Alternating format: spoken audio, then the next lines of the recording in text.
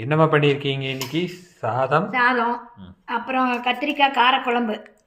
ஓ இருங்கம்மா, இது இப்படியே தொடச்சிடுறேன். பாருங்க, ஆவி பிடிச்சிக்குது இல்லை? கத்திரிக்காய் காரக்குழம்பு, கத்திரிக்காய் பூண்டு சின்ன வெங்காயம் எல்லாம் போட்டு காரக்குழம்பு வச்சிருக்கேன். இந்த குழம்பு எப்படி பண்ணோங்கிற ரெசிபி வீடியோவை நம்ம சேனல்ல அப்லோட் பண்ணியிருக்கோம். மறக்காம பார்த்து இதே மாதிரி பண்ணி பாருங்க, கண்டிப்பா டேஸ்டா இருக்கும்.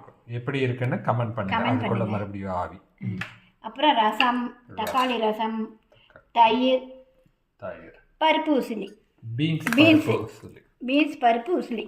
அம்மாக்கு எப்படி பருப்பு சேர்த்து? ஆமாம், இதில் சாதத்தில் போட்டு பிசைஞ்சு சாப்பிட்டாலும் சூப்பராக இருக்கும். சுட சுட சாதத்தில் போட்டு கொஞ்சமாக நெய் விட்டு பிசைஞ்சு சாப்பிட்டாலும் சூப்பராக இருக்கும். பருப்பு சாப்பிட்ற மாதிரி தான் இருக்கும். ஓ சூப்பர்.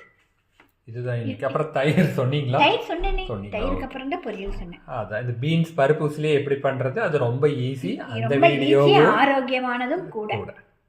ஏன்னா பருப்பு